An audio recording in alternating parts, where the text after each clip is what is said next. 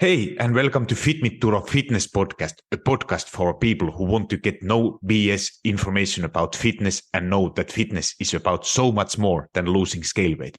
It's about feeling confident in your skin and empowered in your life.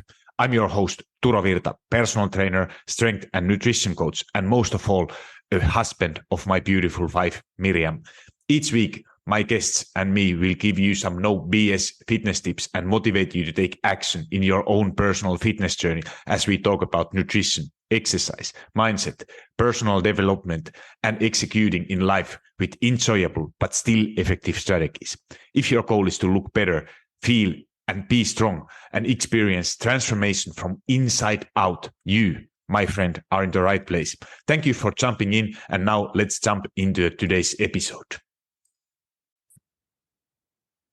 Hi, and welcome to Fit Me Through Fitness podcast. Today's episode, I have an amazing guest as every week, or sometimes I'm talking by myself, which is not so amazing. But now, today, I'm very, very excited to have Dr. Derek Alessi in my show.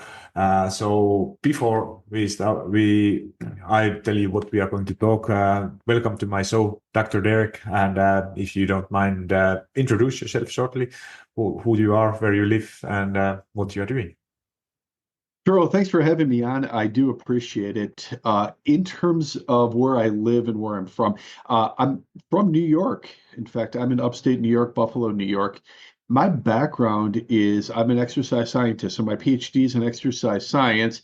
My master's degree is in nutrition, so I'm a nutritionist. But between you and me, I spend all day, every day acting as a psychologist, which I have no formal training in whatsoever. So it's my joke, but at the same time, it's my reality. And the reason why, of course, is because so much of our lifestyle, so much of our fitness, so much of our health is really governed by our behaviors. So working within a population that's 45 years of age plus, looking to feel better, lose weight, drop body fat, get stronger, and have a quality of life, I think the mindset is super important. And I'm excited to talk to you more about that today. Awesome. Yeah, that's I love to hear that introduction. Like I can you can't see it as this is a podcast, but I had a big smile on the face as I when you said that you are, we are kind of health professionals, but it's more being like kind of mental coach and psychologist to talk about all kind of challenges, like because nowadays, like when we are 2025, I have a feeling that that knowledge is not like, obviously you have amazing knowledge, you have done all education, it helps, but nowadays for what people are struggling the most is not the knowledge anymore. Like there is not like it was, I don't know, I have the feeling like maybe 10, 20 years ago, it was the knowledge was like kind of that there was not so much internet, not good tools. You didn't know who do you believe, where to get information, but now it have totally shifted. Yeah, I couldn't agree more. So the analogy I like to give is kind of like a student getting a degree or getting an education in school. So if a student is looking to get an education, of course they want better grades, so they have to do the right classwork and homework. In our field, it would be like doing fitness and nutrition. But ultimately, you can't help any student who doesn't want to improve. And I think it's the same thing with our health and fitness. So, especially in the United States, we have so many quick tricks. We want instant gratification. We don't want to necessarily go through the processes of changing our lifestyle. We want something and we want something quickly. And unfortunately, it often leads us down this terrible path of yo-yoing so much and never really getting or attaining the health and fitness and lifestyle that we want or deserve. So I think first and foremost, it starts with mindset. And I see that as something that's so desperately needed among so many people, especially in the United States, but worldwide, you always can improve your mindset. Mm-hmm. Yeah, I'm on so much on the same page because I have a feeling like that now, like if you look like social media, everything like news, everything, it's so much like clip. You are like if you look newspapers ads, it's all about like how to get quickest, fastest results, and then obviously, if you think like that, there are two different commercials or ads. Other one is providing services like let's say like what I'm offering, like that it's kind of the balanced way of improving your health and life. And it's also honest marketing. It says that I'm not promising you results within a week, maybe not even in a month.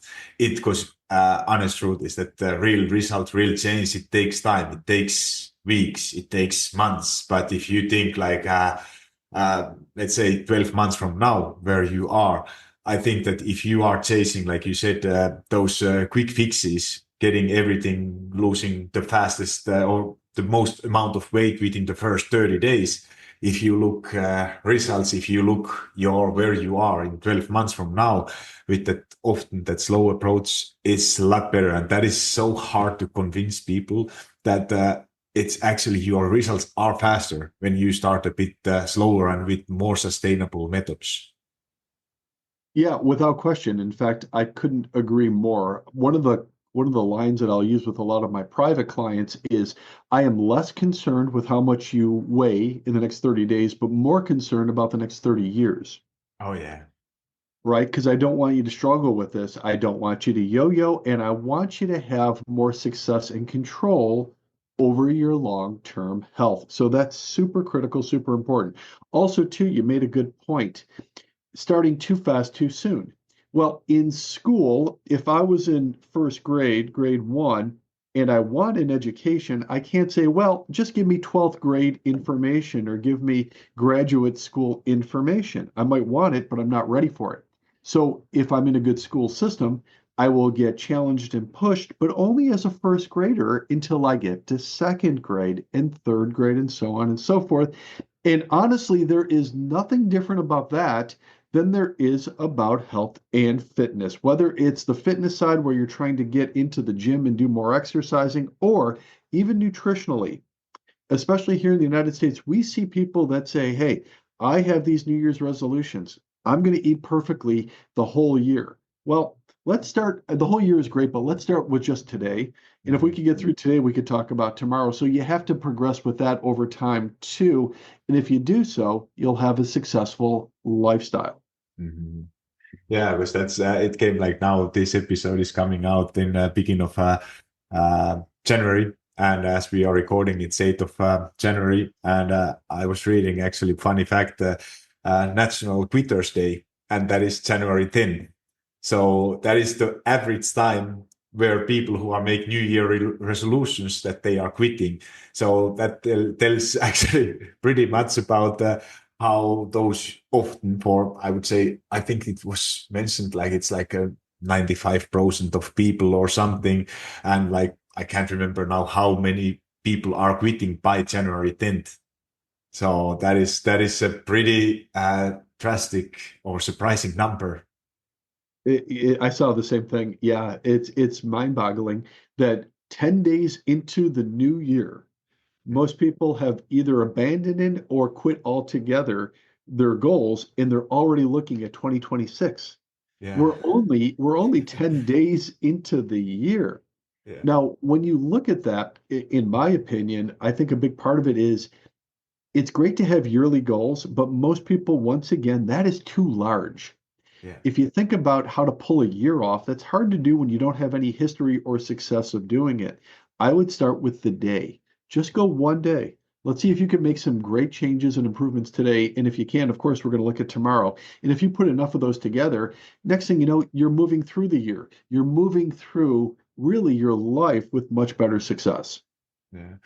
Oh, and this is like, I'm curious to know your opinion where you are starting, like at this time, because this is a topic where most people are starting, like when you start to, like, what kind of goals you should be setting. Because if I start what I think, what is my opinion, like I believe, at this time, because what is the reason that so many people are quitting around this time in the beginning of January, only 10 days in 2025 when there is like a 255 days left or 355 days left.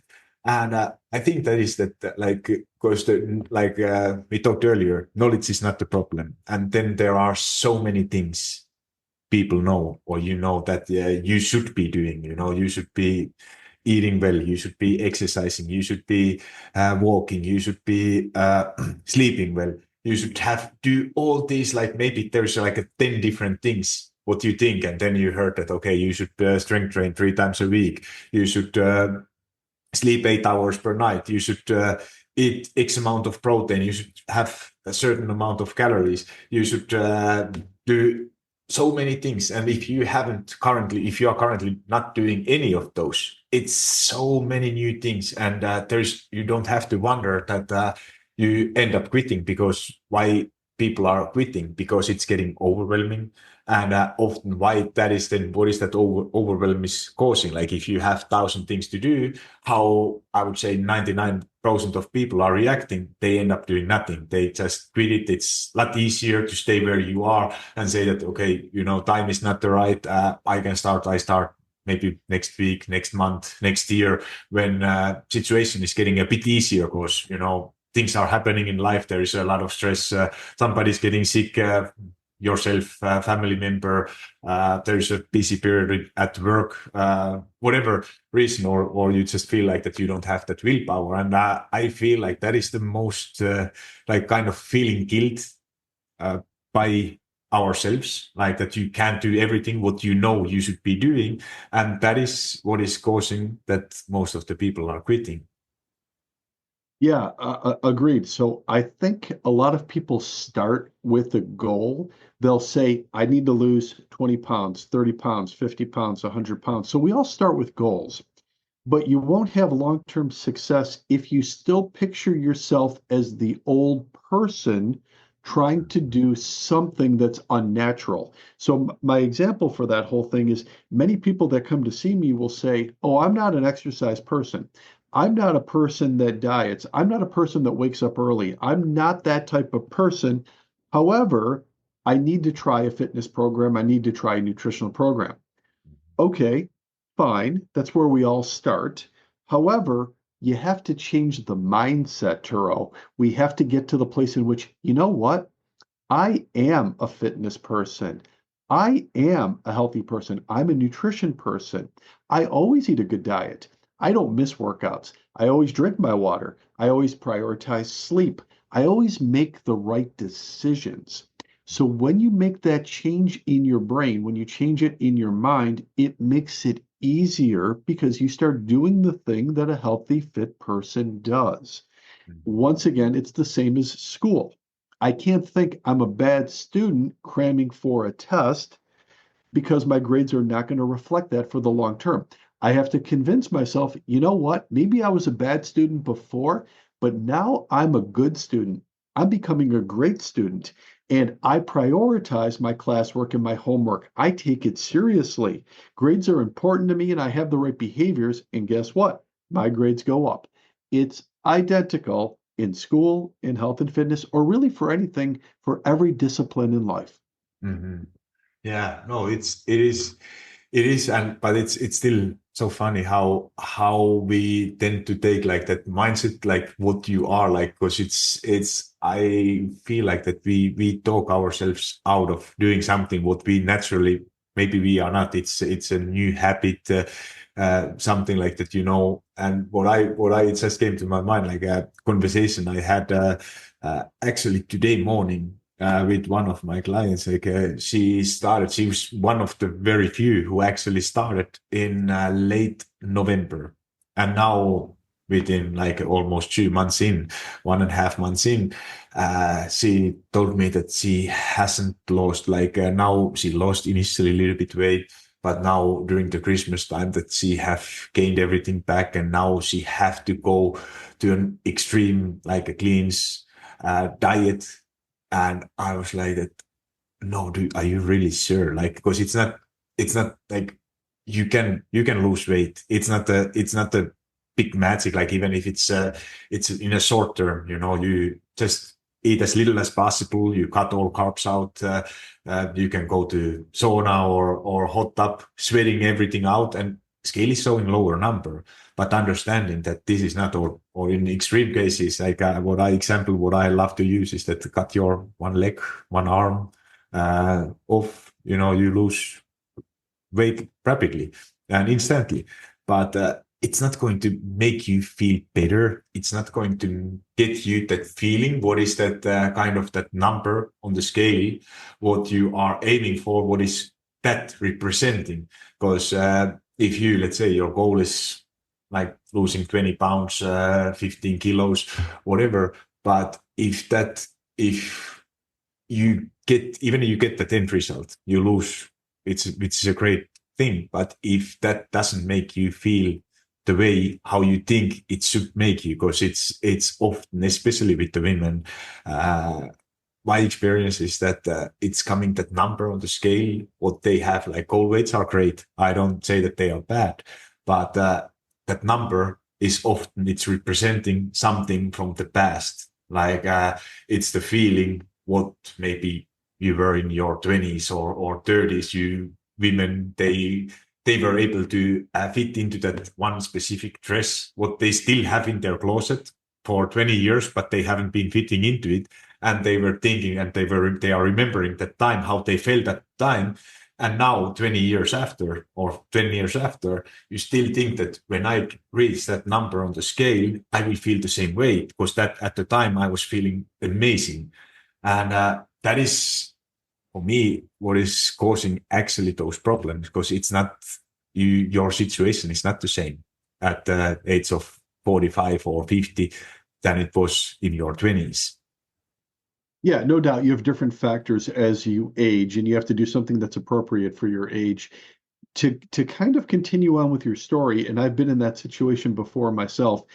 When talking to a client, especially a client over 45, I'll say to them, I'm going to say something, you're going to think I'm crazy, but I'm going to say it anyway. Dropping body fat is really easy to do if you do the right things consistently. The reason why you haven't had success is because you haven't done these things consistently. Now, if somebody's just starting off and they're brand new and they have a lower level of experience and they're starting at the middle or end of November, we're trying to reinforce good habits. But because of the after Thanksgiving in the United States into the holiday season, they're going to get more temptation than they would otherwise. And if your skill level is still very low, because this woman just started, she doesn't have the skills yet developed in order to navigate that properly. So she quickly came off, and then, of course, comes back with this reaction of, oh, I have to get radical. This didn't work. I'm upset. I'm frustrated. I'm this, I'm that. To your point, you got to cut off an arm or a leg. No, you just have to take a step back and get better at the skill of nutrition. We didn't expect you to be perfect through Christmas season. It's a lot to expect from somebody brand new. So it does take some time to build up the skill. If you're just learning to drive, I can't put you on a racetrack right away. It would be too much too soon. In school, if you're in first grade, I can't give you 12th grade work. It's too much too soon. So let's first start with don't be so hard on yourself. Let's take a step back. Let's build up your skill. Next thing you know, you're going to be better at handling these situations.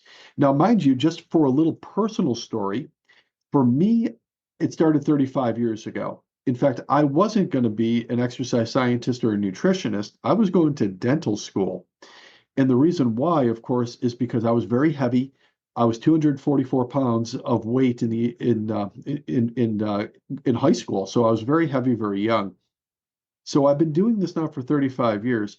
In almost every decade, I could look back and I've gotten better at being able to handle tougher times because I've practiced it long.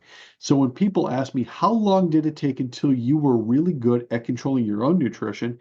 They don't like the answer I give them. And that's probably 9 to 10 years until I was really good at being able to control what I was eating. Now, Turo, that didn't mean it took me 9 to 10 years to see results. Oh my goodness. I built muscle, I dropped body fat, I got fit, I got in shape. I just wasn't good at handling it year round as a lifestyle until much later. So keep in mind, nutrition is only one part knowledge. And you already mentioned that knowledge is very available. It's not hidden anymore. Everybody can have access to that knowledge. So it starts with knowledge, but then it turns into the skill, the behavior, the habit, which does take time. So you have to allow yourself that time. Oh, that's interesting. What do you think is what have been for you the main habits? Like, let's say, because it's not like I don't like to promote like something being perfect, because if you aim to be perfect, like one of my best coaches, Jordan Zayed, said it once, that perfection is actually being perfect is like being in a prison. Like if you try to be perfect, that is like kind of being in a prison. So it's rather you be 80% consistent and 20% little bit flexible, and especially allowing yourself to for times like a holiday season to enjoy also life without thinking too much of fitness. But if you have like those skills, you have developed those skills, like your healthier habits, what you are able to do even in your worst days, because there is a huge difference for me. If I think that what is like, if I think back, uh, like for me, my background story is like I was professional ice hockey player and retired around the age of 30, and now being 43, it's it was until 30, age of 30, I didn't pay attention. Okay, I was kind of thinking that I can outtrain a bad diet, so it didn't matter. And obviously, I was working out 2 times a day, and so much that diet didn't matter that much. I was still relatively in good shape, but I was never feeling the same way as I do now. And if I think that I'm not working out as hard as I was when I was a professional athlete, but I do feel a lot better. I am, I would say that I'm in better shape now than I was when I was a professional athlete. But obviously times have changed. But what I think that now my habits, they are still not there where I maybe I still could be improving, and I hope I will improve in future. But even in the worst days, now the worst days are not that bad as they were maybe 15 years ago.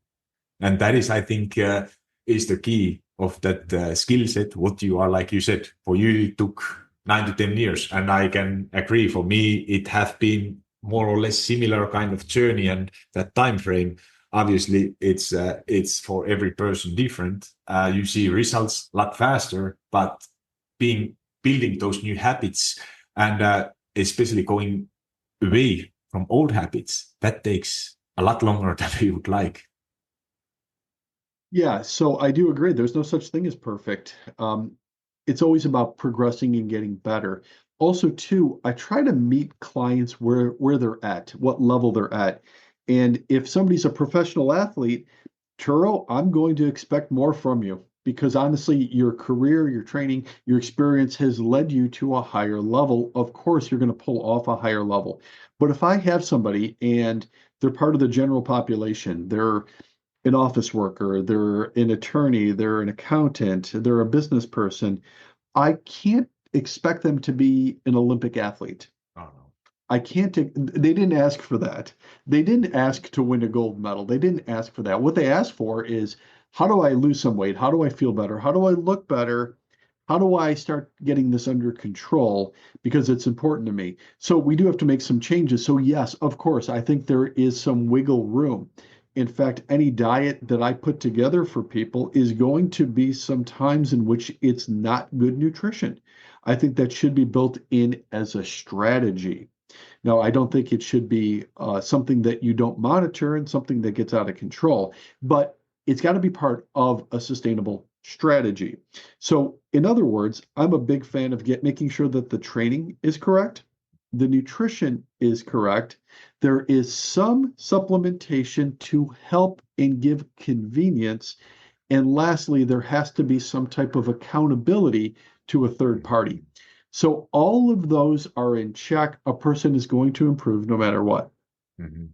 Oh, and I think what you said, like about office worker being athlete, obviously that is like, I think the biggest challenge is like for someone like you say that somebody who is an athlete or doing this for living, and often what we where we compare ourselves. Like if you look like you watch your social media, you see just professional fitness professionals or some athletes or models or professional singers who basically their job is to look good.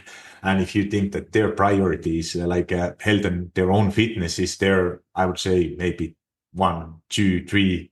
in top five in their priorities in their life. And then there is coming someone who is just an office worker, having a family, and their own health and fitness is maybe their priority somewhere, like maybe in the list places like 15, 20, somewhere there, a lot lower. And to getting those priorities a bit higher, because I think in the end, it's to get those priorities a bit higher. Because if somebody is saying that, I don't have time, like, of course, we have all same 24 hours. It's just that it's not your as high priority as for somebody else who is it's maybe top three priority. It's their life is dedicated for their own health and fitness and looking good.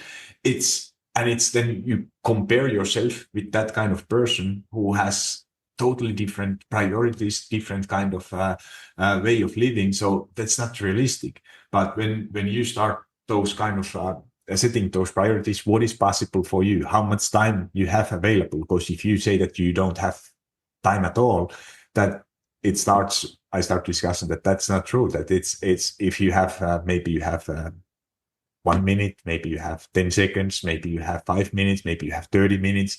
It's about how much of a priority you have. Like, because there are honestly, like, obviously we would love as a fitness coaches or health professionals that it would be your top three priority, but that's not realistic. So setting those priorities and accepting that it's okay to not look somebody who is like who have those own health and fitness priorities are simply a lot higher. Yeah, no, I agree. I think you could compare yourself only to yourself, Yeah. and you shouldn't compare yourself to anybody else. Otherwise, you're always going to feel dissatisfied. So compare yourself to yourself. Even before I get into what kind of time frame, what kind of priority, a big question I'll ask a lot of people is, how can I help you?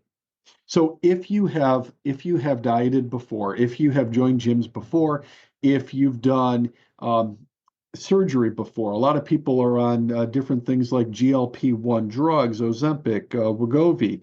Okay, you've done all these things before. How can I help you? How do you see me helping you? So I always want to try to get that answer from them. Oh, I need somebody to be accountable to. I need somebody to set this up for me. I need somebody to make sure that I'm learning and eating and doing the right things and building the right habits. Okay, very good. Now, what will that do for you? What will you get from that whole thing? Oh, I'll feel better. I'll have more energy. I'll sleep better.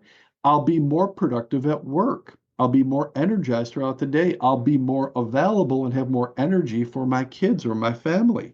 I'll be around for children or grandchildren. I'll live longer. I'll have a better quality of life. Okay, now we have the priority, which is good. So we've essentially gotten to it in a roundabout way to make sure that we're doing the things that are important to them.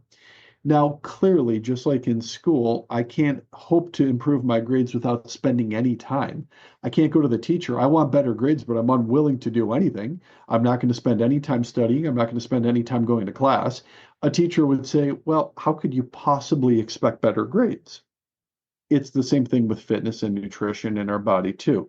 So we're now changing our priority based upon what our goals are, which is what I love, so that you do start making yourself a priority. Now, lastly, and I'm sure you've been in this position too, because I have, a person will say, but I don't put myself first. I put my kids first. I put my business first. I put my work first. I have to take care of my parents or something like that. One of the things that I'll stress is that putting yourself first isn't selfish, it's self-care. And if you're not caring for yourself, you cannot care for anybody else. Mhm. You cannot serve from an empty vessel. It's impossible. Yeah. So it's the same type of philosophy. If you're not putting something into yourself, you'll have nothing to give anyone. Yeah. No, it's one of the hardest things. Like if you want to be the best possible version to your loved ones, but and then you feel like kind of guilt that you take time away from somebody else when you say that now it's time for me to take care of my own health. But actually, it is very selfish to not take that time.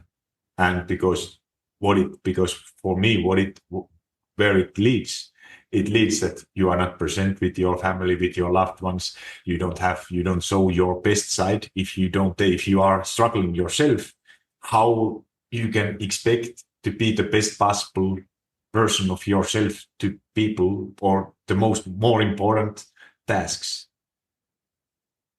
Yeah, without question. And I think also too, some people say it as a defense excuse or defense mechanism.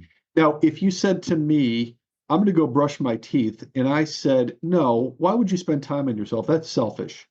I'm going to go take a shower. No, don't take a shower. That's selfish. You're spending time caring for yourself. Nobody would ever say that. Nobody would ever think that. Of course, you have to take care of yourself. Look, we all have a body. We all have to take care of it. We have to spend the right time. Everybody understands that. So if you really say, I'm not going to prioritize myself because it's selfish, honestly, nobody believes that. So you shouldn't believe it about yourself either, because you're just convincing yourself in the wrong direction that's not going to help. Instead, start doing the right things that will help. Self-care, make the commitment, work on improving yourself, even if you're not training like a professional athlete or an Olympic athlete. Just spend the right amount of time that you need at your current level to start improving you. That's very true. Other topic now, what I wanted actually to talk with you. Now we have been talking about all kind of habits, which I like. I feel like that we could keep going and talking this another hour or two without any issues. But actually, why I wanted to talk with you because you have written several very amazing articles about possible problems. What could be like, because many people are struggling nowadays. There are thyroid problems. There are like somebody who can't sleep.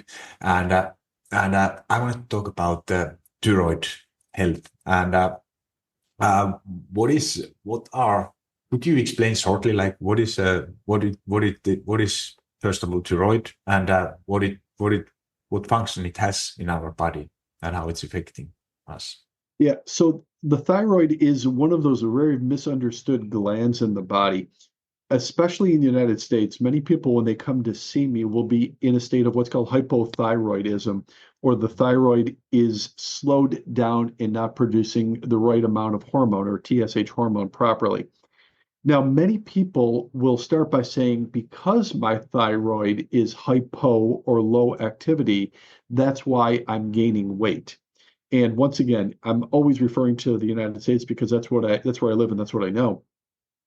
That doctors enjoy that because they can medicate it quite easily. However, it's usually the situation that it didn't start with the thyroid. It started with poor habits that caused the thyroid to start underregulating. The habits of gaining body fat. So the more body fat you start accumulating, and mind you, this happens over weeks, months, years, even decades, we start accumulating body fat. We start developing more resistance on the body. And as that happens, naturally, our thyroid has to work harder and harder to keep up with it. And then eventually, because of the resistance of the body fat, we start getting it where it's not communicating effectively, therefore having hypothyroidism, which is the majority of the problems that we see. Now, a person will say, but I can't lose any weight because of it. Not true. If you start by changing your behaviors and dropping your body fat, Turo, what we're often seeing is a re-regulation of the thyroid, where even if a person has been medicated and medicated for years with thyroid medicine, they'll notice all of a sudden it starts upregulating. They can start taking less medication, so they're starting to reduce it. And hopefully we get to a stage in which it's even eliminated. So in practicing for 30 years, I have seen dozens, countless stories of a person that has been medicated for thyroid 10, 15, 20 years or more, in which it can be reversed. I'm not going to say overnight, but within 10 to 12 months, I've seen a total reversal. And 10 to 12 months for something like that, in my opinion, is rather quick. So I think that has to be addressed. We give too much importance that it's causing fat gain. We give too little importance that the fat gain has caused a problem with it. And that is the major problem that I'm seeing here for a lot of people that are 45 years of age plus looking to get fit. Mhm. And what are your tips, or what you would say for someone who has problems with their thyroid? Like, what are like natural ways without, like, what steps do you take with the clients who are having issues with the thyroid? Well, I love the question. And also, too, I'm the founder of a supplement company called strengthgenesis.com. However, as much as I would love to say you just need a supplement, I'm going to say what you really need to start with is dropping body fat. What I would do is to not take any medicine. I would start by doing your strength training 3 days per week or more. I would start by eating a balanced diet that lowers blood sugar and lowers your insulin. In the process of doing so with consistency, you'll drop body fat and you'll notice your thyroid up-regulate. Now, if you said to me, what natural things could you take in order to improve it? It's not what many people think. I would start by doing some simple things of like taking a very good quality fish oil. So at Strength Genesis, we do produce a fish oil that's pharmaceutical grade, molecularly distilled, which basically mimics prescription fish oil. It helps all the cells in the body repair, thyroid being a major organ and being a very big part of it, but it doesn't stop there. It improves the thyroid, it improves the brain, it improves the heart. It also helps drop body fat. So now I'm doing the right behaviors. I'm eating properly. I'm taking a very high quality fish oil. We have something called omega-3 at strengthgenesis.com that does that. And now I'm getting it better. Lastly, I would make sure that I'm not taking in many omega-6 high inflammatory fats. We get that when we have processed foods. So if we're having processed foods that are high in soybean oil, canola oil, margarine, Crisco, shortening, seed oil, all of those are going to cause more inflammation, which is not good for any gland or organ in the body, including the thyroid. So the omega-3 fat from the fish oil will help, but also too, I would start cooking in either extra virgin olive oil if it's low temperature, below 350 degrees, or if it's higher temperature, I would switch to something called Australian macadamia nut oil, which over the last 10 years, I probably have sold more of that than anything else. It's even stronger in omega-3 properties than olive oil, holds up to extreme high heat, well over 515 degrees. Lastly, tastes like butter, so it's delicious. So when you're cooking protein, when you're cooking chicken and fish and turkey and beef and pork and eggs and vegetables, it tastes nutty and buttery, and it's giving you a power-packed version of omega-3 and 9 fats, which is what will counteract the inflammation from the omega-6 fats. So all of those things will improve thyroid, but it won't stop there. It'll be all the organs of the body. Mhm. And what is then, like, because I'm always like, I always love to say that supplements, I personally, I take also omega-3 oils, I take creatine, I take protein powder. Those are three supplements I take daily. But what if for someone was, I still think like that, I would love to have like a uh, to take supplements as little as possible. So what is the amount of omega-3 like you would need to get daily doses? Like if it's like a fish oil, or if it's like if you want to take it from natural sources like fatty fish or something. What is how much a person, like, obviously it depends probably like on how much you weigh and stuff like that. But what are like some general recommendations? When it comes to fatty acids, currently in the United States, we have an imbalance in ratio. So it's recommended that we have a 1-to-1 ratio of omega-3 9 fats, which are good fats, to omega-6 fats. So that would be the goal, 1-to-1. Currently in the United States, we're 1-to-16.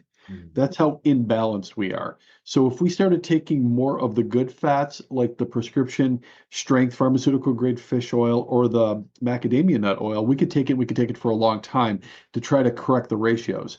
But yes, it does go based upon body weight. So with our fish oil supplement with the omega-3, it goes based upon how much a person weighs. So we're looking at about 5,000 grams of fish oil, but the fish oil is all harvested cold processed.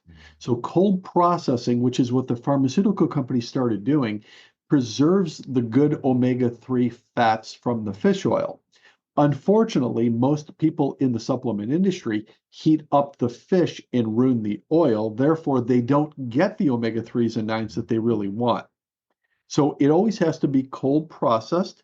Molecularly distilled just means the toxins has been taken out of it, and it's pharmaceutical and certified grade, saying that it does those two things. If a person weighs under 100 pounds, I would recommend taking one of those capsules a day. If they were between 100 and 150 pounds, I would take two a day. 150 to 300 pounds, three a day, and over 200 pounds, four a day or more. At four a day, though, we're up to 5,000 milligrams of that good fish oil. And lastly, it should be higher in DHA than EPA in terms of the essential fats that you're getting from it. Once again, a very long explanation to this whole thing. But if you increase your good fats to it based upon your body weight, it will do nothing but benefit the quality of your life, your health, your fitness, and get this, it will help you drop body fat. Mhm. Is there anything else like omega-3s or anything else you would add for thyroid still? How to improve it? Like what? Yeah, so it's interesting. You did mention that you were taking creatine as well. So creatine is something that athletes have known about for over 30 years. So athletes, bodybuilders, people that spent a lot of time in gyms knew about it for a long time. But now we're seeing it part of the general population as well. I'm seeing it amongst older people, and if you're not taking it, you should be taking it. But all of the new research is on two things that shock people, and that is diabetes and dementia. So the effects are very beneficial for anybody that's diabetic or has dementia because it does increase several things. It increases muscle tissue, it increases your bone mass as well, and lastly, it does so without increasing blood glucose level. So it's been very powerful to study to keep your blood sugar level stable. That also has benefits to the thyroid as well. So we see an upregulation of thyroid or TSH hormone, as well as other factors when a person starts taking creatine. Now, for years, I've tried to encourage people to take it in powdered form, which is probably the standard that athletes and bodybuilders have done for a long time. If you have an older population, they might start with it, but the compliance of them taking it in powder isn't that high. So recently, and we're really excited about this, a month ago, we released it in a gummy form that's also sugar-free. So we have a sugar-free creatine chew. It tastes like a Starburst candy, but there's no sugar in it. It won't increase your blood sugar levels. And we're looking to get about 5 grams of creatine in a day for an adult, which would be 4 of those gummies. So if you take that, yes, it can help upregulate your thyroid. It can help stimulate growth hormone, which is good too. Help build muscle and good for your balance, good for your stabilization, prevent against dementia. That would be a supplement I would certainly take if I was over the age of 40, 45 years of age.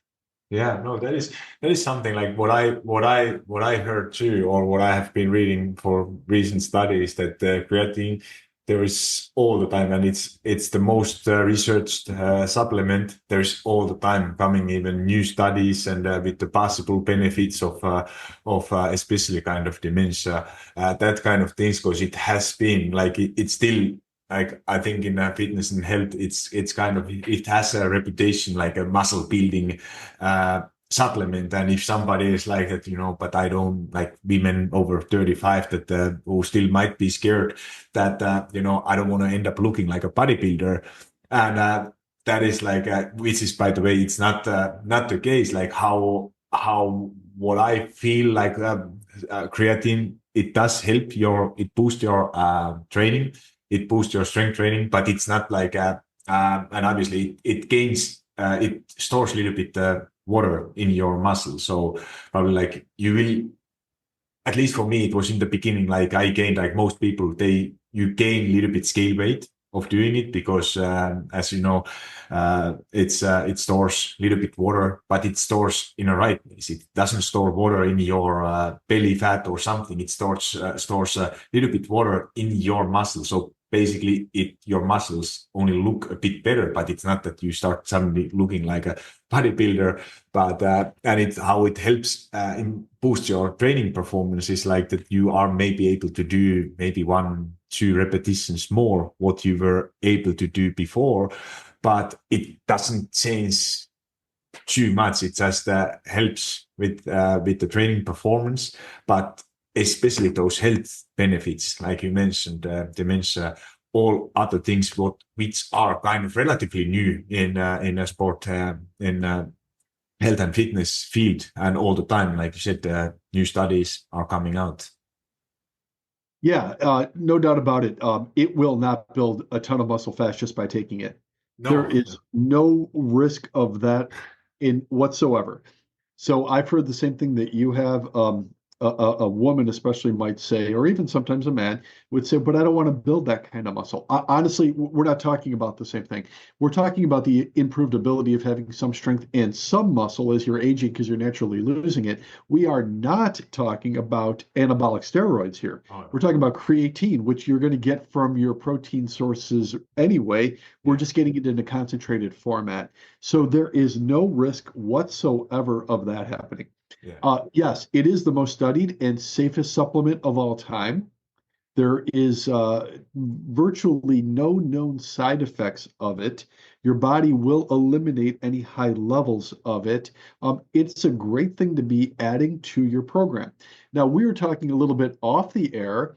If a person said, well, I'm going to take creatine, but I'm not going to exercise or I'm not going to eat better, it's not going to work by itself. It doesn't work itself just by taking these creatine chews. It's not going to do magic for you. You still need to do the right things, but if you do the right things, it will help even more so. So yes, we're going to encourage the right behavior. We're going to encourage the right exercise, and then take it, and it will give you even better benefits. Yeah, exactly. Because these always like you don't need necessarily supplements like creatine. Like correct me if I'm wrong.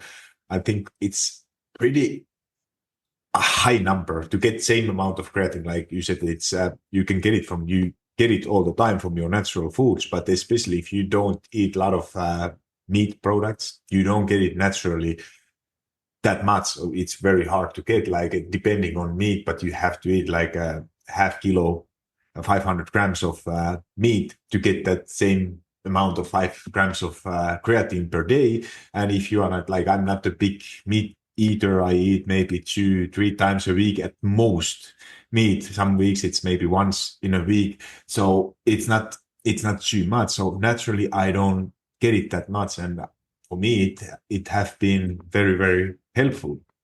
So it's all these supplements like a fish oil, creatine. You can get them through your diet, or you are getting them. But what is the difference? Is that they can boost that 1, 2, 3% of total performance, but all only by taking supplements without the work. You don't get a lot of benefits. Yeah, it's not going to work with no training program and a bad diet. You still need to do the right things. If you go back in time, Turo, we basically only had two choices when it came to food. So our ancient ancestors, our cavemen past, they could fish or they could hunt. Mhm. So they were taking in a lot of protein. They were taking in a lot of fats. We were talking about the omega-3 fats. I talked about the cold processed fish oil. Our ancestors were getting the omega fats because the animals they were eating were all grass fed, so it's higher level of omega-3. But the fish they were eating also too were wild caught. Mhm.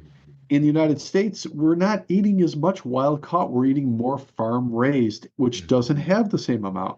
Um, you mentioned creatine. Once again, if you only could fish or hunt, agriculture didn't come until much later. So for the first 2.7 million years of human evolution, you only could fish or hunt. So your creatine levels were high, your fatty acid levels were high, which was a good thing. Your protein was high, which is a good thing. Your carbohydrates were very low.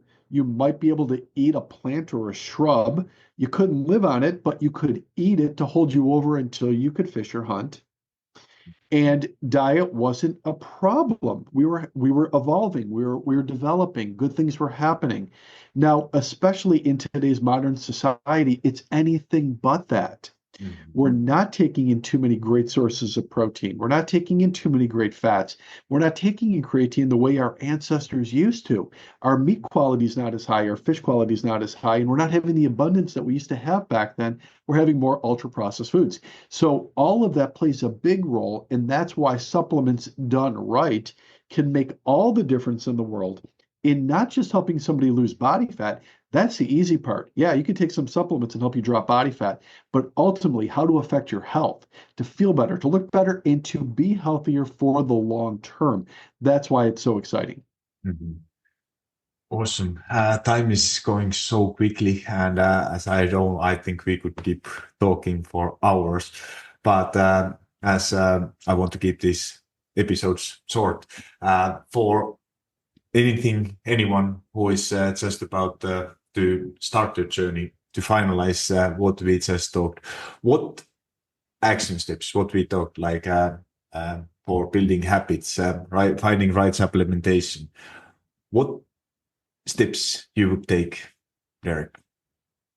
I would say a couple things, and you already mentioned it before. I do like to give a lot of information and provide the real knowledge that people do need in order to take and change their behaviors. I have a lot of those articles and videos at strengthgenesis.com, which is once again our natural sustainable supplement company, all with the highest quality supplements you can get. So you can go to strengthgenesis.com. It starts with your behaviors. You want to do the right training at least 3 or more times per week. You want to have the right nutrition, not perfect, but you do want to balance your proteins, good fats, and low sugar or low glycemic carbs with your diet, and you want to do it consistently. And if you did that, you would see that great things would happen to your health, to your fitness, to your energy, to your body fat, but also to your life. So once again, if you want more information on those things and more, strengthgenesis.com. Yeah, and I will put that link to show notes, so you can check it out there. So anything else where people can, beside your website, do you have any social media or something where if somebody wants to reach out, email you, feel free to share everything, how people can reach out to you, or what is the best place to connect with you? Yeah, no doubt. So also too, you can find us on Facebook and Instagram at Strength Genesis, and feel free to send a message in either way. You can DM, you could connect with us that way. And also too, if you want to send me a message, you could go to strengthgenesis.com and you'll find my email in there, in which you can also send in questions. I'll be happy to get back to you. Awesome. Thank you so much for coming to my show, talking with this, I think, very, very timely, precise topics. So thank you so much, Dr. Derek.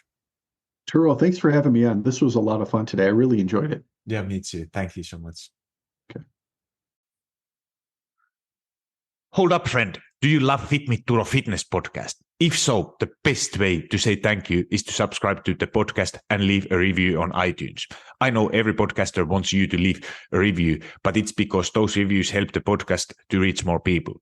I truly want to know what you think, and if this particular episode resonated with you, would you also please share it? Either send a link to someone who you think will find it valuable, or take a screenshot and post it into your social media and tell your friends and family why they should listen it. Make sure you tag me so I can hear your feedback and give you a little love. And if you aren't already following me on Instagram or TikTok, that's the perfect time to hit that follow button. Thank you for being here and listening to Fit Me Turo Fitness podcast.